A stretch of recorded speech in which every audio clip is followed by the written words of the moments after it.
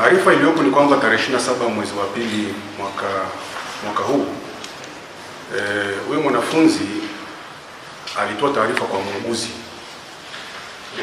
wa hii shule kwamba anasikia kuumwa kichwa. Kwa hiyo shule ikafanya utaratibu wa kumpeleka hospitali ya Kitete.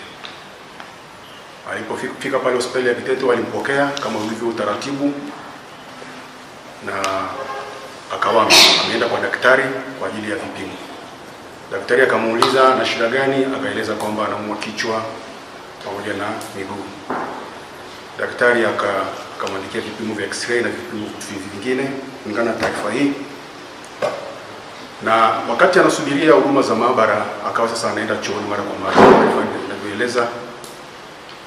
Na wenzake waliomsindikiza walipoona kwamba anakaa muda mrefu bila kutoka, wakawa na wasiwasi. Sasa yupo mmoja ambaye alikuwa mwerevu, akaenda kwenye eneo la choo, akamuita fulani, akaitikia, lakini hakuweza kufungua ule mlango. Sasa baadaye anasikika mtoto mchanga analia kwenye kile choo. Na ilivyotokea ni kwamba baada ya kujifungua alitoka na yule mtoto pamoja na kondo lake, kwa maana ya placenta, akawa amemtelekeza kwenye eneo la choo. Sasa wakati huo kumbukeni, alikuwa anasubiria kwenda kuchukua vipimo vya maabara. Kwa hiyo huku aliporejea sasa akawa anatokwa na damu nyingi. Wakatoa taarifa kwa yule daktari kwamba yule mgonjwa uliyemhudumia anatokwa na damu nyingi. Kwa hiyo tunaomba umhudumie. Basi wakawa wamemhudumia pale. Katika uchunguzi wa kina ikaonekana ametoka kujifungua muda si mrefu. Sasa huko nyuma wakina mama wawili wa Samariamea walikuwa wanapita, wakamwona yule mtoto katika mazingira hali akiwa na kondo lake. Sasa wale ni wazazi, wakamchukua yule mtoto wakampeleka kwenye wodi ya wazazi.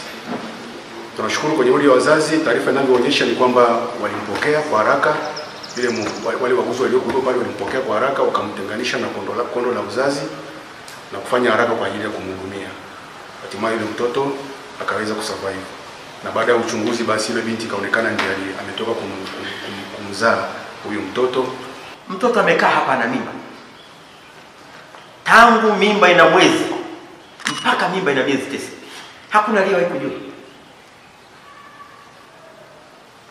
Kweli tunalea watoto hapa, ni walimu. Hakuna aliyewahi kujua. Basi siku hiyo mtoto imekuwa hasa ndo anaumwa uchungu, anapelekwa mpaka hospitali. Hiyo anayempeleka yani alikuwa wapi? Yani hata kujua kabisa kusense huyu mtu kweli. Hata kama mimba, kuna mtu anapata mimba haionekani kweli. Unaenda umekaa kwenye benchi la wagonjwa, unasubiria mgonjwa wako ameenda chooni, anakuja mtoto analia, amejifungua, kwamba umembeba wewe ni matron au ni nani? Hujawahi kujua kabisa. Tunalea watoto hapa. Yaani mwalimu mkuu wewe hapa siku zote hapa. Una makamu wako wawili siku zote hapa. Una matron siku zote hapa. Yupo mwalimu wa nidhamu. Hamjawahi kuinteract na huyo mtoto. Kuelekezo la kwanza, wote waliomaliza miaka 10 ni sio kuta. Hilo ndio tatizo namba moja. Ishakuwa mazoea. Kwa tutamlaumu huyu mwalimu mkuu, kumbe mmewekea mzigo hapa na hana cha kuwafanya. Mganga mkuu na mganga mfawizi, nani aliyempokea yule binti pale hospitali? Huyo daktari alimsikia hiyo examination, nani alimfanyia?